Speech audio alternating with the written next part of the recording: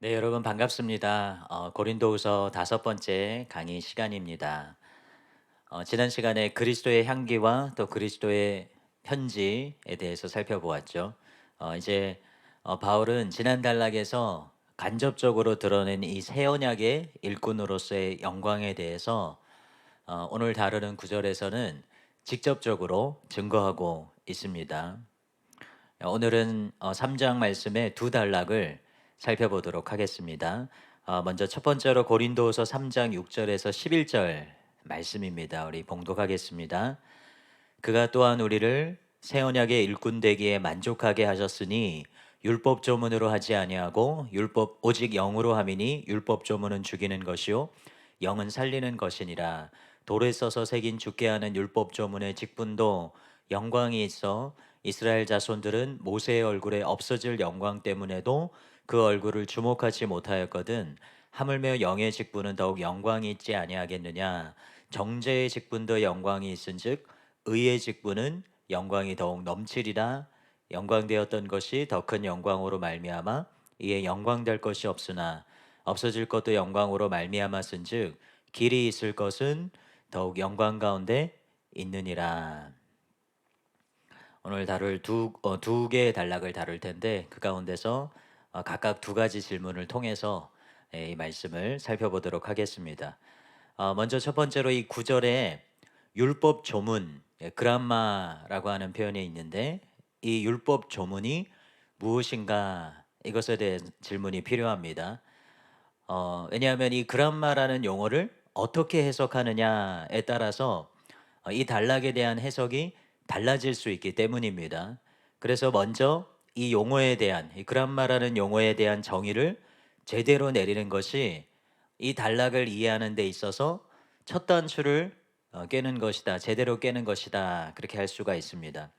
먼저 조문이 율법을 가리키는 것이 아니라 보통 우리가 이 조문을 율법 조문을 율법이라고 그렇게 그냥 일반적으로 많이 생각을 하는데 그렇지 않다라고 주장하는 학자들이 있어요. 그런 견해들이 있습니다. 먼저는 이 율법을 가리키는 것이 아니라 출애굽 이후 시기에 후대에 유대교에 의한 율법주의의 왜곡을 가리키는 것이다. 그러니까 율법이 아니라 그 율법에 대한 왜곡을 가리키는 것이다. 그런 견해가 있습니다. 그러니까 이 구절에 보면 우리가 방금 읽은 구절에 율법을 죽이는 것으로 그렇게 묘사를 하고 있거든요. 그래서 하나님께서 주신 이 율법이 죽이는 것이다라는 것을 거기에 대한 반감, 그것이 작용된 해석으로 여겨집니다. 또 다른 견해는 이 조문이라는 용어가 정결법, 음식법, 원력 또는 할례와 같은 율법의 보다 작은 집합들을 가리키는 것이라는 견해가 있어요. 그러니까 율법 전체를 말하는 것이 아니라 그 가운데 어떤 조항들, 이 그람마라는 이 말로 인해서 조문이라는 이 말로 인해서 율법의 어떤 축소된 어떤 부분을 가리키는 것이다. 이런 견해죠. 그런데 바울이 지금 편지에서 율법의 부분적인 집합이나 왜곡을 고려하고 있다는 것을 전혀 보여주지 않습니다. 도리어 이 구절에서는 바울이 율법과 영 그리고 율법의 직분과 새 언약의 직분을 대조해서 말하는 것을 분명히 볼 수 있습니다. 구체적으로 이 구절에서 조문 그람마라는 말이 모세의 율법을 명백하게 가리키고 있다라는 몇 가지 분명한 근거들이 있어요. 그것들을 한 가지씩 살펴봄을 통해서 이 율법 조문이 곧 모세 율법을 말하는 것이다. 이것을 증거해 보도록 하겠습니다. 첫 번째는 이 단락과 연결되어 있는 오늘 읽지는 않았지만 지난주에 살펴본 3절 말씀에 보면 바울이 이 먹으로 쓴 편지와 영으로 쓴 편지를 대조하고 있죠. 고린도 성도들을 그리스도의 편지라고 부르면서 그 성도들을 영으로 쓴 편지라고 표현을 하고 있습니다. 하나는 돌판에 쓴 것이고 또 하나는 마음판, 이게 마음판에 쓴 것이죠. 근데 여기에서 돌판이라고 하는 것은 분명히 모세의 율법을 가리키는 말입니다. 그리고 성령의 사역과 이 육의 마음판, 영으로 썼다라는 이 성령의 사역과 그것에 쓰는 그런 장소가 되는 육의 마음판이라는 것은 에스겔의 언약적인 약속들 그것과 관련이 있습니다. 에스겔 11장이나 36장에 기록되어 있는 그 새 언약의 약속들과 연관이 있어요. 즉 바울이 단락을 시작하기 전에 고린도 성도들을 그리스도의 편지라고 말하면서 활용했던 개념 속에 분명히 율법과 새 언약, 율법의 어떤 조항이나 율법에 대한 왜곡이나 그것이 아니라 모세 율법, 그냥 단순히 모세의 율법과 새 언약이 대비되고 있다는 것입니다. 두 번째는 오늘 읽은 이 6절에서 이 새 언약에 대한 언급은 예레미야 31장 31절에서 34절을 암시하는 말씀이죠. 근데 그 예레미야 말씀에 보면 이 새 언약이 내가 그들의 조상들의 손을 잡고 애굽 땅에서 인도하여 내던 날에 맺은 것과 같지 아니할 것이다 그런 말이 있습니다. 즉 이스라엘이 애굽을 떠났을 때 세운 언약과 대비되는 개념을 말하고 있어요. 그러면 이스라엘이 애굽을 떠났을 때 세운 언약, 그것은 분명히 시내산에서 받은 모세 언약을 가리키는 것이죠. 즉 새 언약에 대비되는 개념이 분명히 율법이지 율법에 대한 왜곡이나 율법의 어떤 부분적인 항목들을 말하는 것이 아니라는 것입니다. 세 번째는 이 3절에 있는 먹과 돌판이 영과 육의 마음판의 대조로 있는 것처럼 6절에는 조문과 영 사이에 대조가 이루어지고 있습니다. 그러니까 이제 3절의 대조가 6절에 그대로 반복되어서 쓰이고 있다라는 것이에요. 그러니까 3절에서 이 조문이라는 말의 사용은 6절에서 조문이라는 말의 사용은 3절의 먹과 돌판을 묘사하는 또 다른 방식임을 나타낸다는 것입니다. 그러니까 3절의 대조가 6절에 그대로 반복되고 그것은 우리가 앞서 3절과 6절을 각각 살펴본 것처럼 율법과 새 언약의 대조라는 것이죠. 네 번째는 7절 전반부에 죽게 하는 직분이라는 표현이 있어요. 그리고 돌에 써서 새긴 것을 말하면서 지금 이 직분을 말하고 있습니다. 그러면 돌에 써서 새긴 것은 무엇입니까? 그것은 분명히 바울이 지금 이 모세율법을 가리키고 있다는 것을 알 수 있죠. 그러니까 7절의 마지막 부분에 죽음의 직분을 말하면서 이 영광과 모세의 얼굴을 연결시킬 때 이것이 더 확증됩니다. 그러니까 풀어서 말하면 이 모세의 얼굴의 광채가 모세가 다른 것이 아니라 율법을 받을 때 생겨난 것이죠. 그래서 이 직분은 어떤 율법에 대한 왜곡 뭐 이런 것을 말하는 것이 아니라 모세가 받은 바로 그 율법, 그 율법의 직분을 말하는 것이고 그래서 이 율법 조문이 바로 율법을 말하는 것임을 알 수 있습니다. 마지막으로 14절에 보면 옛 언약을 읽는 것에 대해서 언급하고 있어요. 그리고 15절에 모세의 글을 읽는 것이라는 표현이 있는데 같은 것이죠. 즉 이것은 이 본문에서 지금 모세의 언약을 중점적으로 다루고 있다는 주장을 확증하고 있는 것입니다.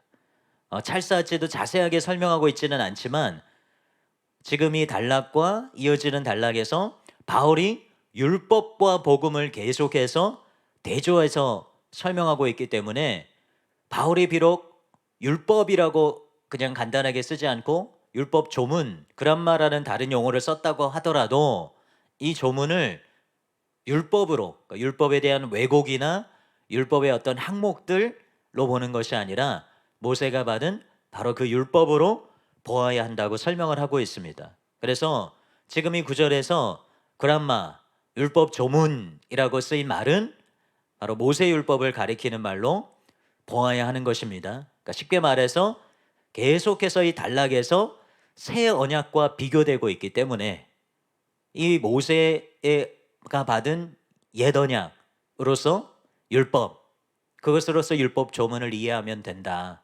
그것을 바탕으로 이 구절을 해석해야 된다라는 것입니다. 이제 두 번째 질문으로 넘어가도록 하겠습니다. 바울은 왜 새 언약만큼은 아니었지만 영광스러웠던 옛 언약의 직분을 죽게 하는 직분, 또 정죄의 직분이라고 특징 짓는가? 이런 질문을 할 수가 있습니다. 7절에 보면 죽게 하는 그런 표현이 있는데 이것에 대해서 어떻게 이해해야 되는가라는 질문이죠.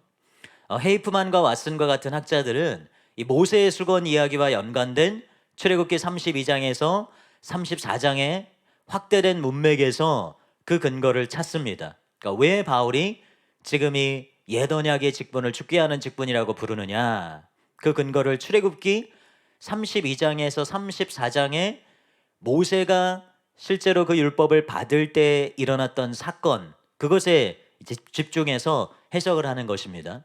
그러니까 모세가 십계명을 받고 내려왔을 때 이스라엘 백성들이 금송아지를 숭배하고 경배했죠. 그래서 하나님께서 그들을 진멸하시고 역병을 내리셨습니다. 그 헤이프만이나 왓슨은 바울이 이 옛 언약을 죽게 하는 직분, 옛 언약의 직분을 죽게 하는 직분, 정죄의 직분으로 묘사할 때 바로 이 사건, 이 금송아지 사건의 결과를 염두에 두고 있다고 설명을 하는 것이죠. 근데 이런 접근은 정황상 가능한 해석이라 할지라도 이 출애굽기 32장에서 34장의 제한된 사건들만을 근거로 옛 언약 전체의 속성과 구약시대 이스라엘 백성들의 삶 전체를 이해하는 것이 타당한가, 이런 합리적인 그런 비판을 가져오게 됩니다. 그러니까 율법을 받을 때 처음 율법을 받은 순간의 반응과 결과라는 면에서 의미가 없는 것은 아니지만 이 한순간의 사건을 통해서 옛 언약 전체의 속성을 읽어내는 것이 자연스럽지 않다는 것이죠. 그래서 한 가지 고려해야 될 것은 이 옛 언약의 백성들이 율법을 통해서 하나님과 도무지 의미 있는 관계를 맺지 못했다, 그렇게 전제하는 것은 바르지 않다는 것이죠. 왜냐하면 구약 시대에도 율법을 지켜서 행하고 하나님께 인정받은 사람들이 분명히 있었고, 또 하나님께서 이 율법을 주셨을 때는 율법을 지키라고 주신 것이죠. 그런데 그것을 지키지 못하는 상황에 있기 때문에 그들을 정죄한다라고 하는 것이 합당한 것으로 보이지 않기 때문입니다. 그러니까 특별히 이 새 언약의 일꾼과 대비되는 모세의 직분은 분명히 하나님의 영광에 대한 반영이죠. 그리고 율법은 그 영광의 분명히 중심부에 있었습니다. 이스라엘 백성들의 삶의 중심부에 의미 있는 것으로 자리를 잡고 있었다는 것이에요. 이것을 우리가 부인할 수는 없습니다. 근데 중요한 것은 이 옛 언약이 이런 중요한 역할을 했다고 하더라도 분명히 그 백성들에게는 한계가 있었는데, 바로 그것은 그들이 언약을 지키지 못하고 그로 인해서 정죄를 받을 수밖에 없었다는 것이죠.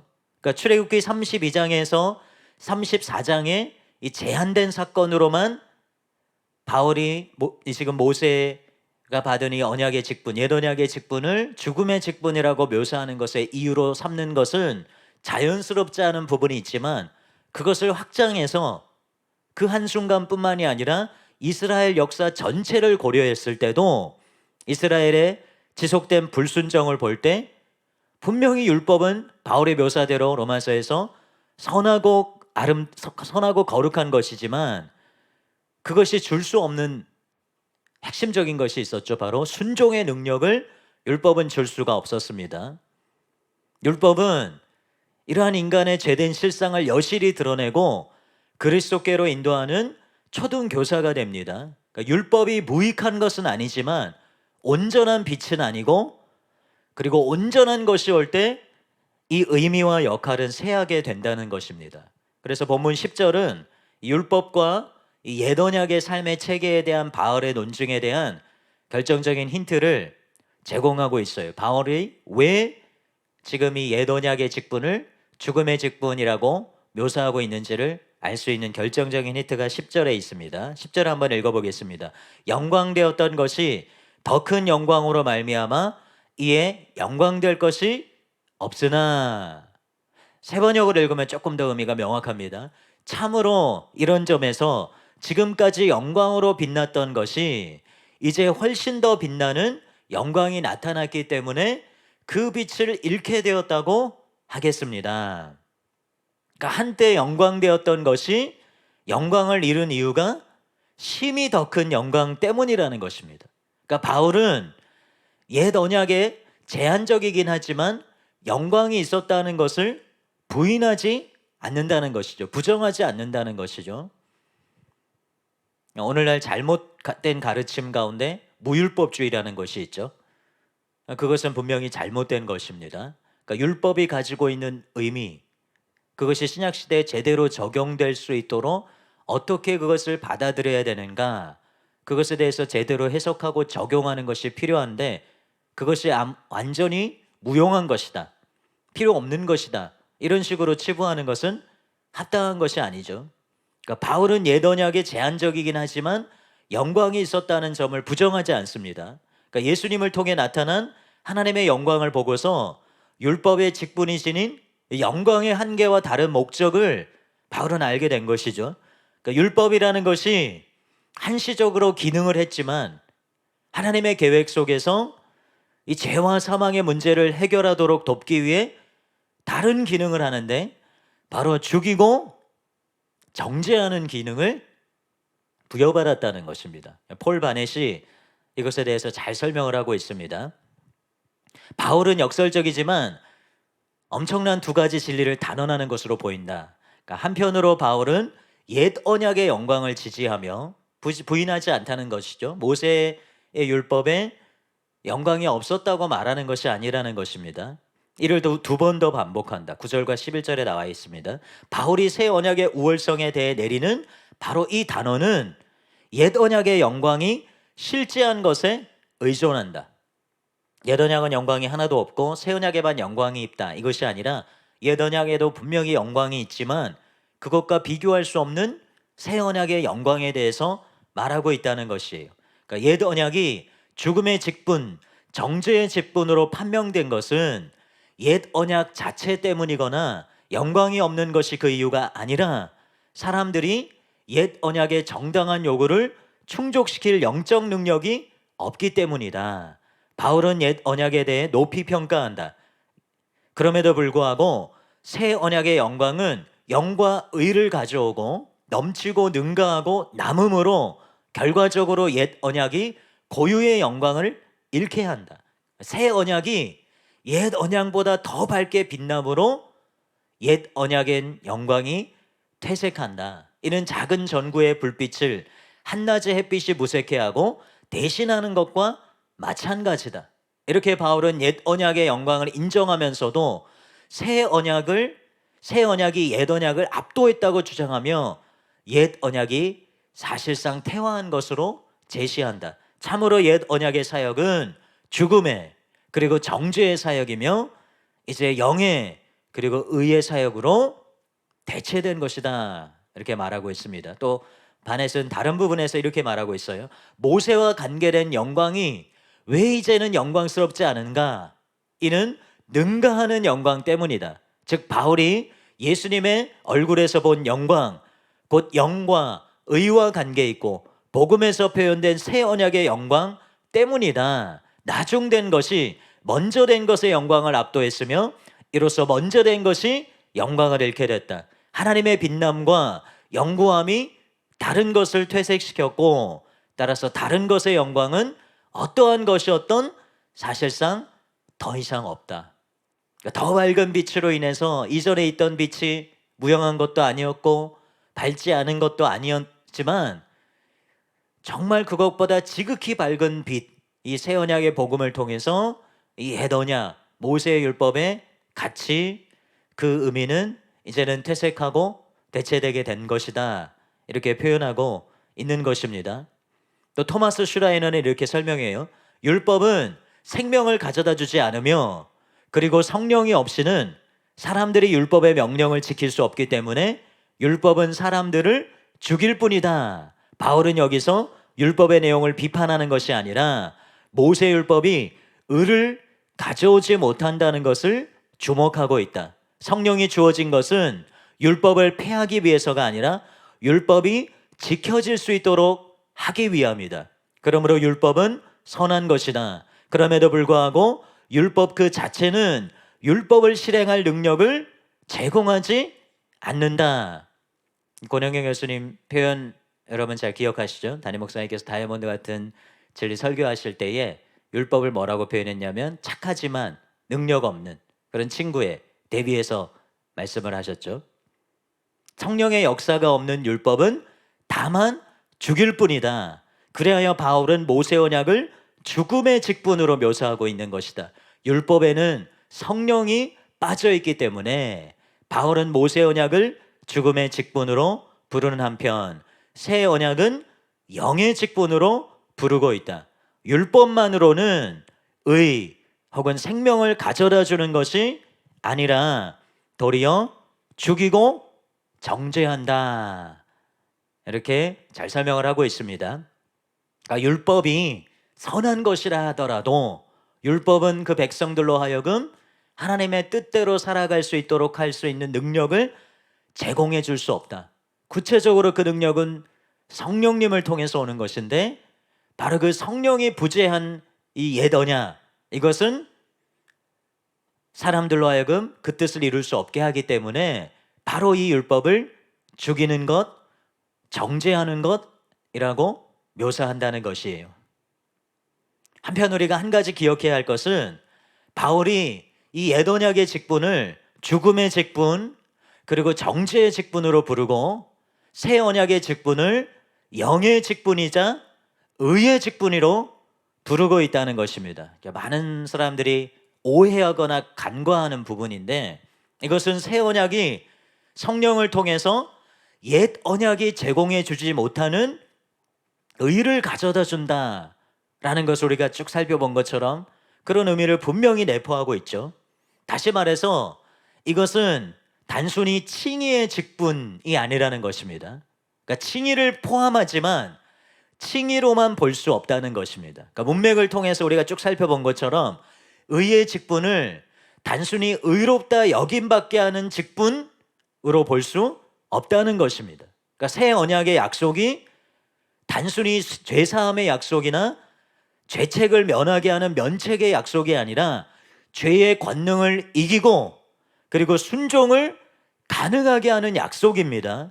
이것이 로마서 8장에 잘 나타나 있죠. 로마서 8장 1절에서 4절 말씀 여러분 잘 아시는 말씀인데 한번 읽어보겠습니다. 그러므로 이제 그리스도 예수 안에 있는 자에게는 결코 정죄함이 없나니 이는 그리스도 예수 안에 있는 생명의 성령의 법이 죄와 사망의 법에서 너를 해방하였음이라. 율법이 육신으로 말미암아 연약하여 할 수 없는 그것을 하나님은 하시나니 곧 죄로 말미암아 자기 아들을 죄 있는 육신의 모양으로 보내어 육신의 죄를 정하사 육신을 따르지 않고 그 영을 따라 행하는 우리에게 율법의 요구가 이루어지게 하려 하심이니라. 우리가 이어지는 문맥을 통해서도 이것은 단순히 법정적인 의가 아니라 주와 같은 형상으로 변화되는 것, 그러니까 즉 실제적인 변화, 바꿔 말하면 율법의 요구를 이룰 수 있게 되는 변화가 일어나게 되는 것임을, 그것을 말하는 것임을 알 수가 있습니다. 그래서 찰스 하치는 이 의의 직분이라는 것에 대해서 이 정죄의 직분에 대비되는, 죽음의 직분에 대비되는 의의 직분, 새 언약의 직분을 의의 직분으로 부르는데 그것에 대해서 이렇게 자세하게 설명을 하고 있어요. 중요한 내용입니다. 잘 들어보시기 바랍니다. 의의 직분이란 한 의를 나타내고 그 의로 말미암아 사람들이 의롭게 되며 율법이 그들에게 선고한 정죄로부터 자유롭게 되도록 하는 직분이다. 그러므로 칭의가 영원한 죽음의 정죄보다 훨씬 나은 것처럼 복음이 율법보다 훨씬 나은 것이다. 그런데 여기에서 정죄와 의가 반대 개념으로 나와 있지만 의가 의로 여기심을 의미하는 것은 아니다. 단순히 칭의로 이것을 해석해서는 안 된다는 것입니다. 신약에서는 의가 단순히 의로 여기심의 뜻을 가지는 곳이 한 군데도 없다. 이것은 자신의 고유한 의미로서의 의, 다시 말하면 율법이 요구하는 의의 뜻을 지니고 있다. 이것은 칭의가 아니라 칭의의 근거가 되는 것, 다시 말하면 이것 때문에 사람이 의롭다 칭함을 받거나 의인으로 인정받는 그러한 근거인 것이다. 영의 직분인 복음은 의의 직분이다. 영적인 것은 생명을 주는 것이기 때문에 복음은 율법의 요구를 충족시킬 만한 의를 반드시 나타내야 하며 우리를 재판장의 사형 선고로부터 자유롭게 하여야 한다. 그렇지 않으면 복음은 생명의 원천이 될 수 없을 것이다. 이렇게 말하고 있습니다. 바울이 이 구절에서 지금 복음을 새 언약과의 연관성을 통해서 해석하고 있는 것 굉장히 중요한 것이에요. 왜냐하면 이 새 언약이 약속하고 있는 바가 단순히 자기 백성의 어떠함과 상관없이 의롭다고 인정해 주는 것이 아니기 때문입니다. 반역하고자 하는 마음, 죄를 범하고자 하는 마음, 그것을 그대로 품고 있는 죄인을 무조건 사면해 주는 것이 아니라는 것입니다. 그러니까 새 언약에서 핵심이 되는 것은 두 가지죠. 무엇입니까? 새 언약의 핵심이 되는 두 가지는 하나는 마음입니다. 그리고 또 하나는 주의 영입니다. 그러니까 주의 영을 통해서 완고한 마음이 부드러운 마음이 되는 것. 바꿔 말하면 하나님의 법이 그 마음에 성령으로 말미암아 새겨져서 주님의 뜻대로 행할 수 있게 되는 것. 이것이 새 언약의 핵심이죠. 바울은 새 언약의 일꾼으로서 이러한 새 언약의 목적을 이루는 자로 일하고 있는 것입니다. 물론 새 언약에는 피도 있고 성령도 있는데 많은 사람들이 담임 목사님 예전에 설명해 주신 것처럼 피만 생각한다는 거예요. 그러나 거기에는 분명히 성령이라는 중요한 요소, 그것이 있는데 이것을 간과할 때가 너무나 많다는 것입니다. 그러니까 오늘날의 목회자들은 얼마나 자신을 바울이 스스로를 인식하는 것과 같이 새 언약의 일꾼으로 인식하고 있는가, 그런 중요한 질문을 해야 됩니다. 오늘날의 교회들의 상태나 성도들의 상태를 볼 때 이 새 언약의 약속과 새 언약의 직분이 무엇인지조차 알지 못하고 있지 않은가, 그런 의심이 강하게 들 수밖에 없어요. 율법의 의로운 요구의 성취를 제시하지 않는 복음의 일꾼은 지금 오늘 말씀을 살펴보니 바울의 관점에 의하면 정말 하나님께서 세우시고 부르신 일꾼일 수가 없다는 거예요. 정말 그 사람을 불렀다 할지라도 그가 제대로 사역하고 있다고 말할 수가 없다는 것입니다. 이어지는 구절에서 바울은 아직도 구약을 볼 때 그 영광을 보지 못하는, 그 실체를 보지 못하는 것에 대해서 말하고 있어요. 그런데 이것은 바울의 시대뿐만이 아니라 이 시대에도 그대로 적용되는 말씀입니다. 또 이러한 실상은 심지어는 교회 안에서 발견할 수 있다는 것이 이 시대에 너무나도 안타까운 실상이죠. 교회 안에 있으면서도 새 언약의 영광의 실체를 보지 못하는 것, 이것이 누구의 책임입니까? 물론 말씀을 듣는 자의 책임을 간과할 수는 없겠지만 1차적으로 이 영광을 온전히 보여주지 못하는, 이 영광을 온전히 드러내주지 못하는 이 시대의 목회자들, 말씀을 증거하는 자들의 책임이 아닐 수 없다는 것입니다. 바울이 성도들을 담대하게 자신에 대한 그리스도의 편지, 그리스도의 추천서로 부를 수 있었던 것은 그가 제대로 전한 복음 때문인 것이죠. 새 언약의 일꾼으로서 그 역할을 제대로 감당했기 때문입니다. 하나님의 일꾼으로서의 성공의 비결이 단순히 목회하고 신방하고 사역을 열심히 하는 것이 아니라는 것입니다. 그러니까 인간적인 열심과 지혜가 그 사명을 제대로 감당하게 하는 것이 아니라 정말 이 진리의 말씀을 통해서, 정말로 순전한 말씀을 통해서 영혼들을 변화시키는 것, 여기에 이 사역자들의, 하나님의 종들의 사명이 있다는 것이죠.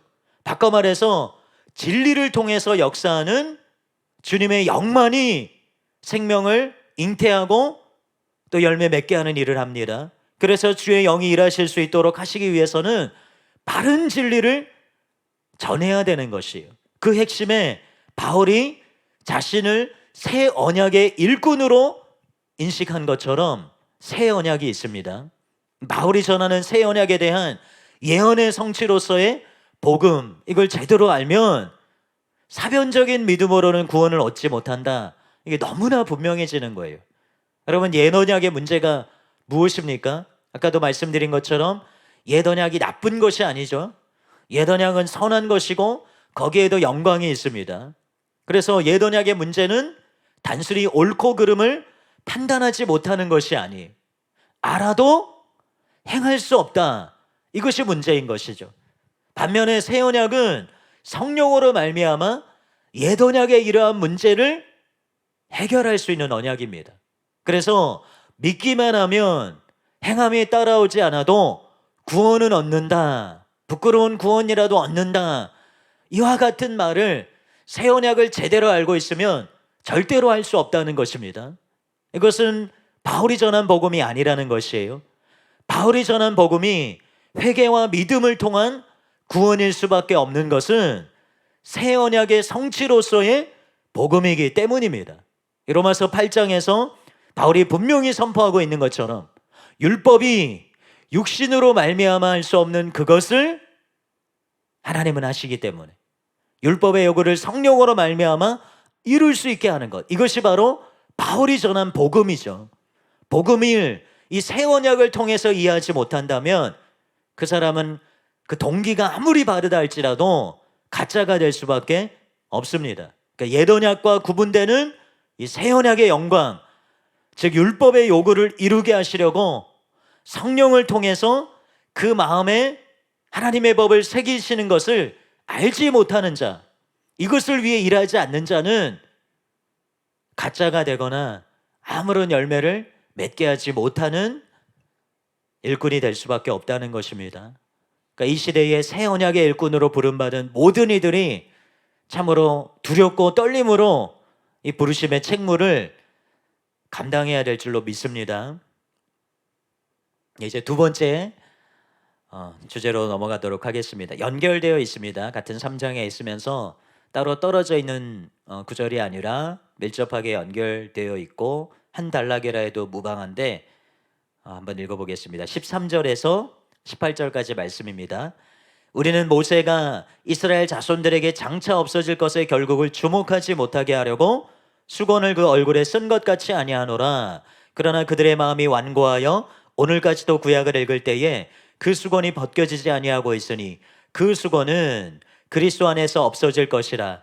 오늘까지 모세의 글을 읽을 때에 수건이 그 마음을 덮었도다. 그러나 언제든지 주께로 돌아가면 그 수건이 벗겨지리라. 주는 영이시니 주의 영에 계신 곳에는 자유가 있느니라. 우리가 다 수건을 벗은 얼굴로 거울을 보는 것 같이 주의 영광을 보매 그와 같은 형상으로 변화하여 영광에서 영광에 이르니 곧 주의 영으로 말미암음이니라.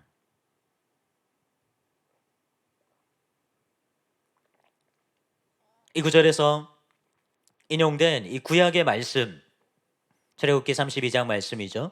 이 구약의 말씀에 대한 바울의 해석이 지금 나와 있는데, 이 바울의 해석이 어떻게 보면 굉장히 창의적으로 그렇게 보입니다. 그러니까 왜냐하면 출애굽기 말씀에 잘 나타나 있지 않은 그런 해석들을 첨부하는 것처럼, 첨언하는 것처럼 보이기 때문이에요. 이 바울의 이 창의적으로 보이는 해석, 이것을 어떻게 이해해야 되는가, 이런 질문을 하지 않을 수가 없습니다. 여러분들이 이 강의를 들으신 다음에 출애굽기 34장 말씀, 이어지는 33장, 32장의 34장 말씀을 한번 읽으면서 비유해 보시면 좋을 것 같아요. 이 출애굽기 34장에서는 모세가 수건을 얼굴에 쓴 분명한 이유와 목적에 대해서는 기록하고 있지 않습니다. 이스라엘 백성이 모세의 얼굴의 광채를 보고 가까이 하기를 두려워했고, 또 모세는 시내산에서 하나님께서 명하신 말씀을 그들에게 명하기를 마치고 수건으로 얼굴을 가렸고, 그러니까 하나님과 거할 때는 수건을 벗고 나와서는 명하신 것을 전할 때는 수건을 썼다, 그렇게만 기록이 되어 있어요. 그러니까 출애굽기 말씀에서 모세가 수건을 쓴 이유, 명백하게 드러난 이유는 바로 백성들이 모세의 얼굴에 광채가 나는 것을 두려워했기 때문에 그 수건을 썼다, 이런 내용만 기록되어 있습니다.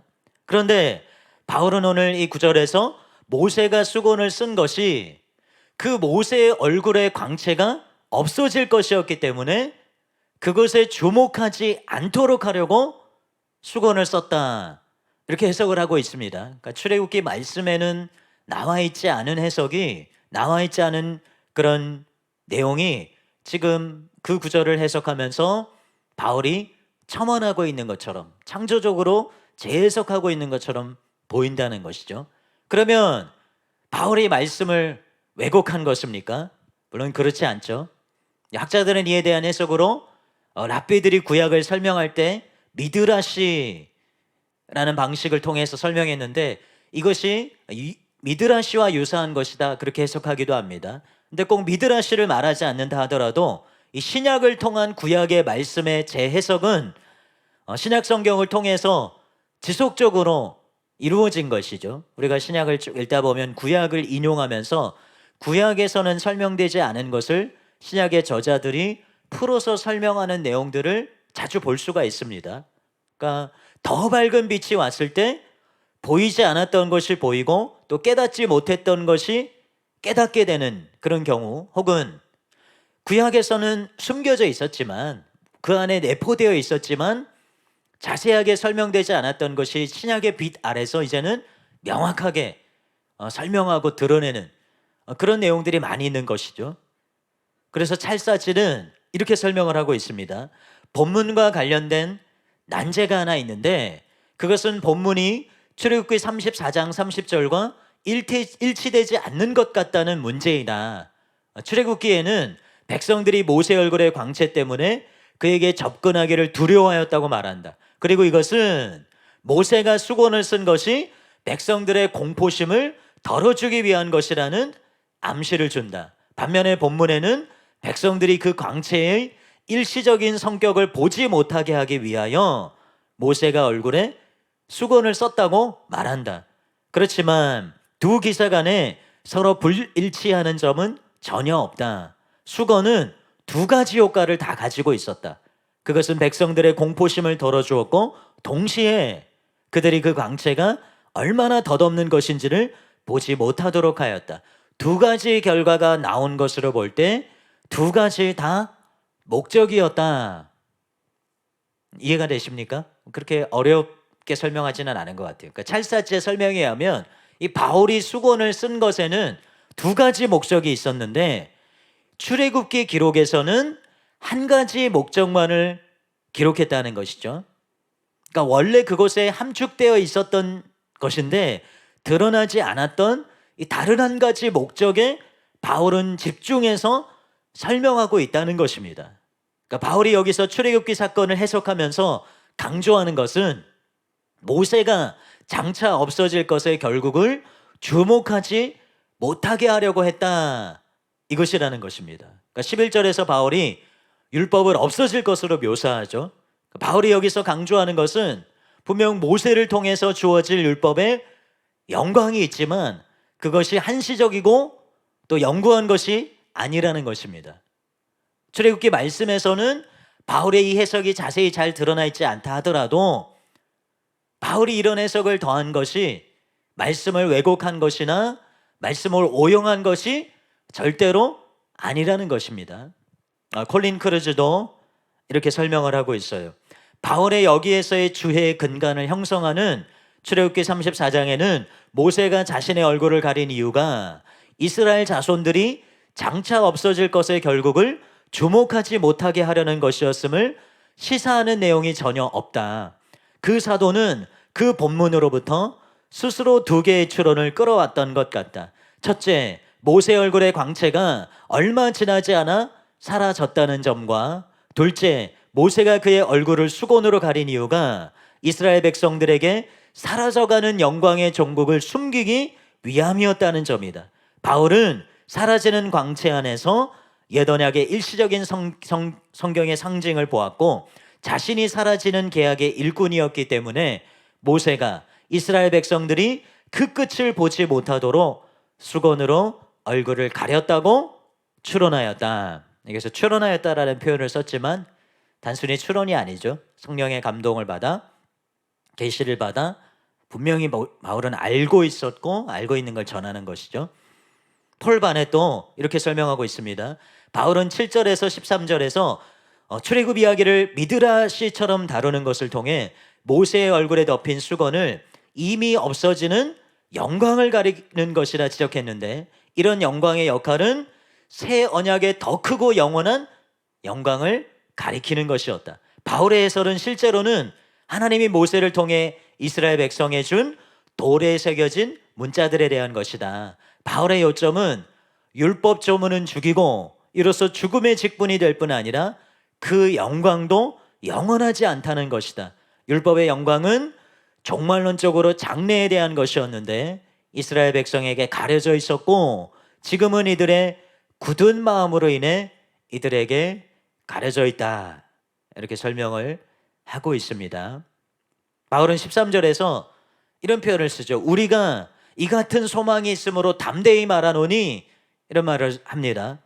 그러니까 바울이 이처럼 자신의 사역에 대해서 담대함을 가질 수 있었던 것은 바로 우리가 지금 살펴본 대로 이 옛 언약의 유한성과 불충분함, 그것에 대비되는 이 새 언약의 영원성, 온전함에 뿌리를 내리고 있는 것이에요.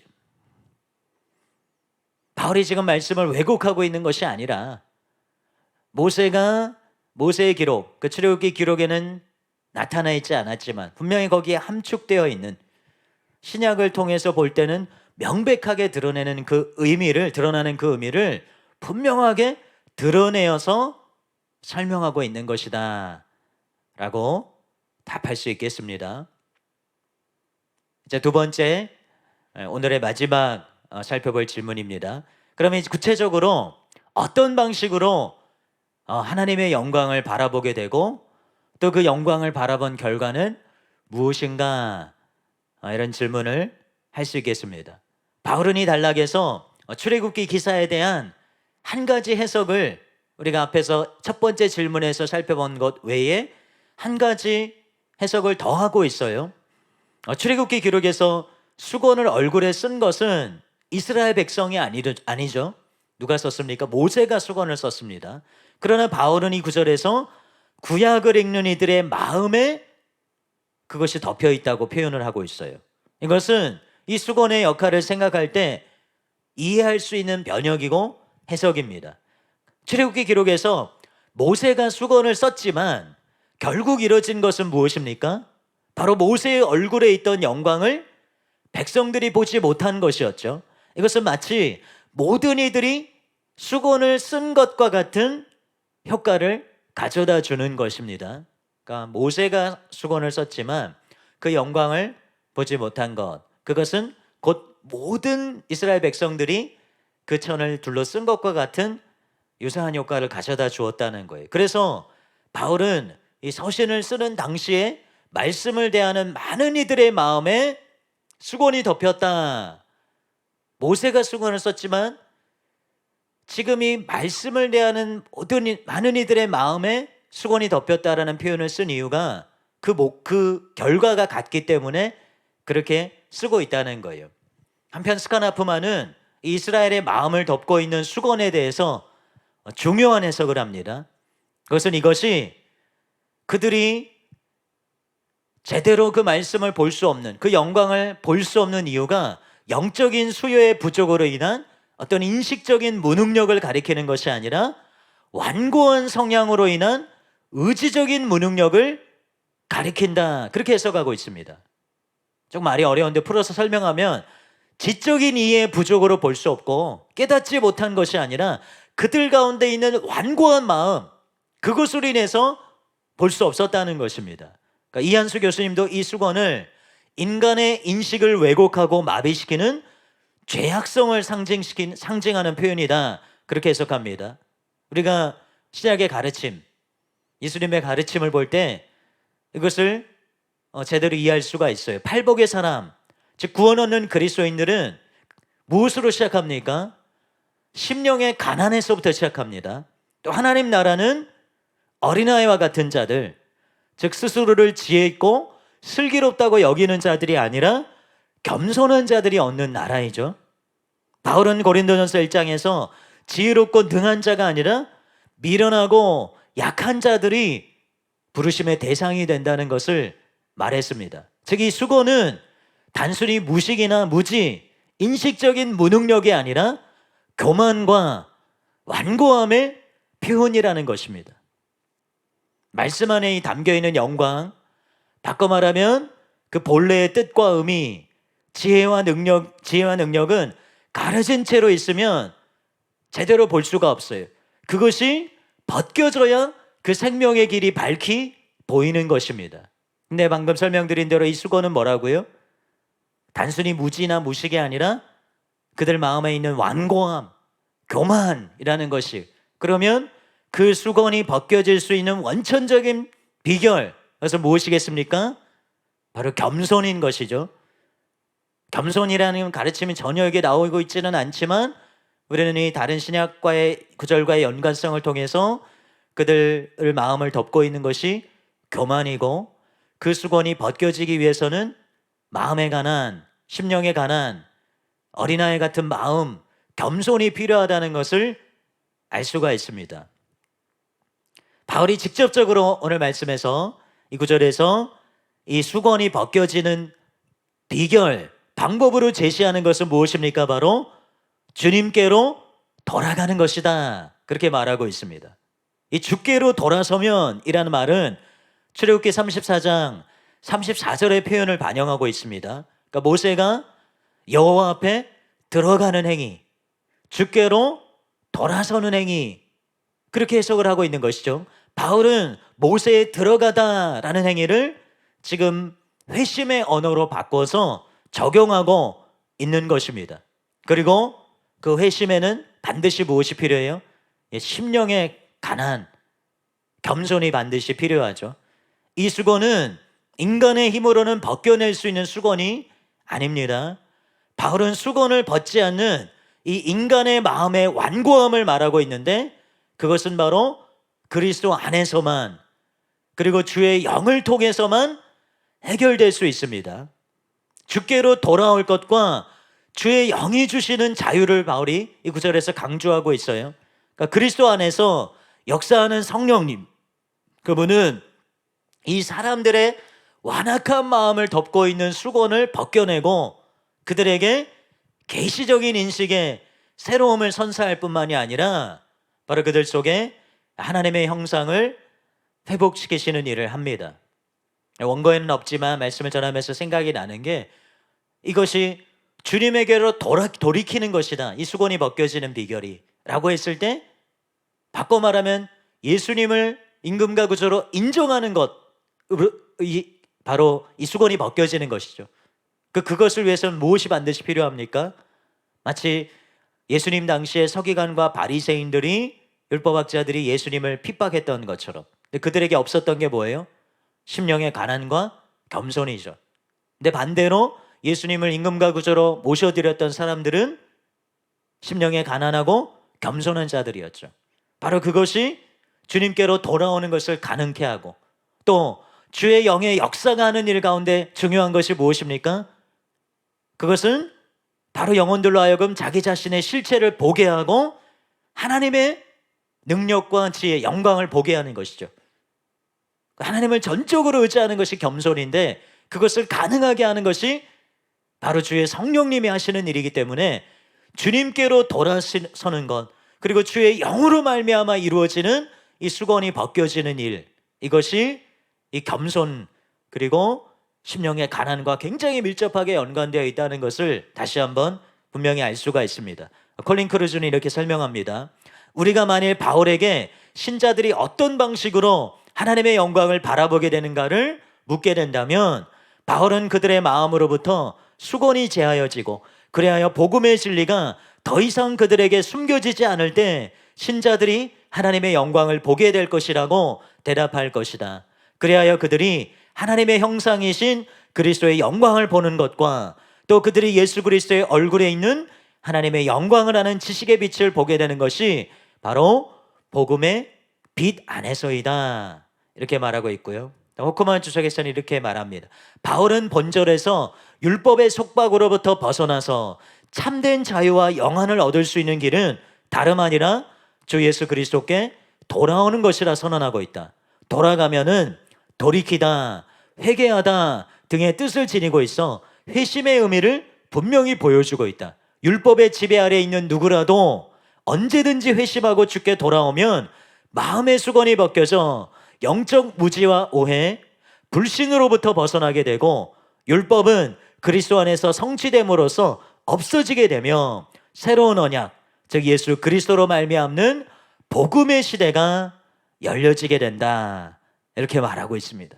바꿔 말하면 무엇보다도 진리를 제대로 알게 되는 것이, 이 빛을 통해 진리를 제대로 알게 되는 것이 영광을 보는 것이라는 거예요. 영적 체험이나 은사 체험도 귀한 것이고 또 하나님의 영광의 실체를 보여주는 것이지만, 바울이 이 구절에서 강조하고 있는 것은 바로 복음에 드러난 영광입니다. 바울은 구약을 읽을 때, 모세의 글을 읽을 때 수건이 벗겨지지 않은 것에 대해서 말하고 있어요. 반대로 구약을 읽을 때 수건이 벗겨지고 읽게 된다는 것은 구약이 가리키는 것, 즉 그리스도와 복음 진리를 제대로 깨닫고 받아들이게 되는 것을 말한다는 것입니다. 그러면 이렇게 주의 영광을 보게 됨의 결과, 그것은 무엇입니까? 바울이 말하는 것의 핵심이 이 17절, 18절에 나와 있는데, 17절에는 자유를 말하고 있죠. 주의 영이 계신 곳에는 자유가 있다. 그리고 18절에는 변화가 기록되어 있습니다. 주의 형상으로 변화되는 것. 그러면 바울이 말하는 이 자유 그리고 변화, 이것은 구체적으로 무엇입니까? 우리가 문맥을 통해서 계속해서 살펴본 것처럼 이 자유라고 하는 것은 단순히 죄책에서의 자유가 아니죠. 바울은 주의 영이 계신 곳에서의 자유를 말하고 있습니다. 지금 이 문맥에서 성령은 새 언약의 영으로서 옛 언약이 이루지 못하는 것을 이루는 분으로서 제시되고 있습니다. 단순히 죄 용서나 신분의 변화를 말하는 것이 아니라는 것입니다. 그리고 18절에서 이 주의 영으로 말미암아 이루어지는 것을 바울은 주의 형상으로 변화되는 것으로 설명하고 있어요. 그래서 이 구절에서 자유라고 하는 것은 하나님의 뜻을 거슬러서 율법의 요구를 이루지 못하는 속박, 그것에서부터 자유로 보아야 한다는 것입니다. 콜린 크루즈가 잘 설명을 하고 있어요. 3장에서 영에 따른 새 언약은 율법에 따른 옛 언약과 대조된다. 영이 활동하시는 새 언약 아래에는 자유가 있다. 율법이 다스리는 옛 언약 아래에는 속박이 있다. 사람들이 바울이 살았던 시대의 유대인들처럼 옛 언약 아래에서 살게 될 때는 자유가 결코 있을 수 없다. 율법의 요구는 충족될 수 없고, 그러므로 그들은 율법의 저주 아래 있게 될 뿐이다. 그러나 영의 계약 아래에서는 자유가 있다. 더 이상의 죄에 대한 기억이 없고 죄인들에 대한 정죄가 없다. 이것이 끝이 아니죠. 그뿐 아니라 정죄가 없을 뿐만이 아니라 성령 자신이 우리 영으로 더불어 우리가 하나님의 자녀인 것을 증거하시고, 신분의 변화죠. 영을 따라 행함으로 율법의 의로운 요구가 우리 안에서 성취된다. 하나님의 뜻대로 행할 수 있게 되는 것, 거기까지 이루어지는 그런 변화가 일어난다는 것입니다. 스캇 하프만은 이렇게 말하고 있어요. 표현의 복잡한 양상에도 불구하고 바울이 이런 해석들을 행하는 과정들이 구약에서는 발견할 수 없기 때문에 좀 다소 복잡하게 느껴지지만 3장 18절에서 바울의 진술의 의미를 다음과 같이 의역할 수 있다. 주가 성령이시기 때문에 성령이 창출하시는 순종을 위한 악으로부터의 자유가 보여지는 것처럼 우리 모두, 즉 새 언약 공동체의 모든 구성원들은 그와 같은 형상으로 변화하게 된다. 다시 말해서 성령의 능력으로 우리는 하나님을 순종할 수 있는 이 자유를 더욱더 발전적인 의미에서 경험하게 되고, 결과적으로 우리는 하나님의 뜻에 순종하게 됨으로써 하나님의 형상으로 변화하게 된다. 하나님의 형상 속에 있게 되는 것은 하나님의 본성의 표현인 그의 명령을 따라 행동함으로써 그의 모습을 드러내는 것이다. 하나님의 백성들의 이런 도덕적인 변화는 옛 언약과 새 언약의 사역 간의 결정적인 차이를 보여준다. 이렇게 잘 설명을 하고 있습니다. 그러니까 바울이 지금 강조하고 있고, 지금 방금 말씀해드린 이 두 해석 다 강조하는 것은 무엇입니까? 단순히 면책이 아니라 자유라는 거예요. 변화라는 것입니다. 바꿔 말해서 정말 주님의 뜻대로 그 율법의 율법의 속박은 단순히 죄의 결과를 맞게 되는 속박을 말하는 것이 아니죠. 하나님의 뜻대로 행할 수 없게 되는 죄의 종됨의 속박, 그것에서부터의 자유를 경험한다는 것입니다. 변화하다는 의미의 동사 이 메타모르포는 현재 시제로 이 변화의 계속적인 성격을 나타냅니다. 또 영광에서 영광에 이르니 라는 말도 이 변화의 과정적인 성격을 말해주죠. 단번에 끝나는 것이 아니라 계속해서 이루어지는 것을 말하고 있습니다. 즉 바울이 이 단락에서 영광을 대면하는 것, 즉 복음 진리를 깨닫고 받아들이게 되는 것의 결과로 제시하는 것은 단순히 죄책의 면제나 신분의 변화가 아니라 실제적인 도덕적인 변화, 언행심사의 변화라는 것입니다. 그러니까 이것은 새 언약의 일꾼으로서 바울의 소명을 생각할 때 당연한 것이죠. 우리가 앞단락에서 살펴본 것처럼 새 언약의 그 예언, 새 언약이 약속하고 있는 것을 이루도록 하는 것, 이게 새 언약의 일꾼인데 그 일꾼으로서의 사명을 생각할 때 이런 결과를 낳는 것은 당연하다는 것입니다. 콜린 크루즈는 그래서 이렇게 말하고 있어요. 미리 앞서 새 언약을 언급한 구약의 선지자들은 확실히 그 계약의 축복을 경험하게 될 이들의 도덕적 변화를 기대하였다. 행함을 말하는 것이죠. 그리고 바울은 이 기대가 자신의 개종자들의 삶 안에서 성취된 것을 보았다. 성도들을 그리스도의 편지라고 표현하는 이 바울의 그 마음에 그 의도에 어떤 것이 포함되어 있느냐? 단순히 성령님께서 그들의 마음에 새기셨다 이것만이 아니라 성령은 실제로 그들의 마음판에 그 말씀을 새기셔서 그 뜻대로 행할 수 있게 하는 능력을 부여하셨다는 의미가 있죠. 로마서 12장 2절과 함께 이 마지막 언급들은 현재의 문맥에서 바울이 의미하는 바에 대한 실마리를 제공한다. 신자들이 영광에서 영광에 이르게 변화케 하는 계속적이고 점진적인 변화는 그들이 예수 그리스도의 삶 속에 온전하게 구현된 하나님의 형상에 더욱더 근접하게 됨으로써 그들의 삶 속에서 발생하고 있는 도덕적인 변화이다. 이렇게 분명하게 말하고 있습니다. 이 단락의 말씀을 좀 정리하겠습니다. 이 회심시의 거듭남의 경험이 영광의 대면 혹은 영광의 시작이라면 주님을 닮아가는 것은 영광의 여정입니다. 영광에서 영광으로 라는 표현은 바로 그 과정과 변화를 강조하는 표현입니다. 물론 그 최종적인 영광의 시점은 영화일 것입니다. 그렇지만 이 땅에 거하면서 그 영광을 들여다보기 시작할 때 변화가 시작되고 계속해서 그 영광을 들여다볼 때 이 변화는 지속되고 깊어지는 것이라는 거예요. 여러분, 바울에 의하면 신앙생활이 무엇입니까? 첫째는 우리 마음에 덮여진 수건, 그리스도를 통해 나타난 그 하나님의 영광을 보지 못하게 만드는 막이 그리스도 안에서 주의 영으로 말미암아 거두어지는 것입니다. 그래서 보지 못했던 하나님의 영광을 보고 새로운 피조물로 변화되는 것이죠.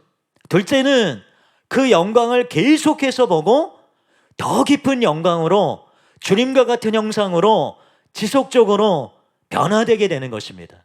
이 수건이 벗겨지지 않고서 복음의 영광을 대면하지 않은 자는 시작조차 하지 않은 것입니다.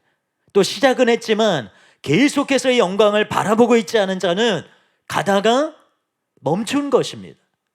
시작을 해야 되고 또 시작했다면 멈추지 말아야 한다는 것이에요. 단순히 영적 체험을 하고 신비한 체험 속에서 주님을 보는 것이, 주님의 영광을 보는 것이 아니라는 것입니다.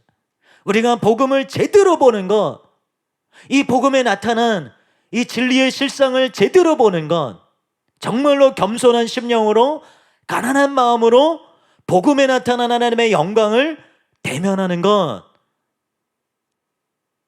이것이 영광을 보는 것입니다.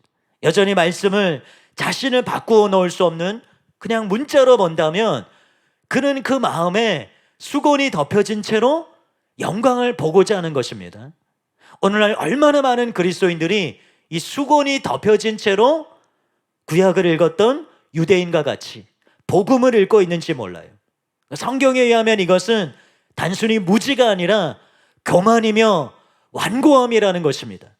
주와 같은 형상으로 변화되는 것에 대한 믿음과 주와 같은 형상으로 변화되고자 하는 소원함이 없이 죄사함의 복음만을 기뻐하는 것은 완고함이고 수건이 벗겨지지 않은 것입니다. 그 영광을 대면함을 통해서 그 형상으로 변화되는 것을 경험하는 것만이 수건이 벗겨진 증거라는 것이에요. 여러분, 다시 한번 강의를 마무리하면서 강조할 것은 바울이 이것을 새 언약의 일꾼으로서의 사역, 복음의 일꾼으로서의 직임에 대해서 설명하면서 말하고 있다는 것입니다. 이 단락은 성화를 포함하지만 단순히 성화를 말하고 있는 것이 아니라는 것이에요. 복음을 말하고 있는 것이고 중생과 성화를 품고 있는 것입니다. 무슨 말입니까? 변화없는 복음은 없다는 것입니다. 그 영광을 보고 변화되는 것을 또한 단회적인 것으로 보아서도 안 된다는 것입니다. 이것은 반드시 지속돼야 되는 일이에요.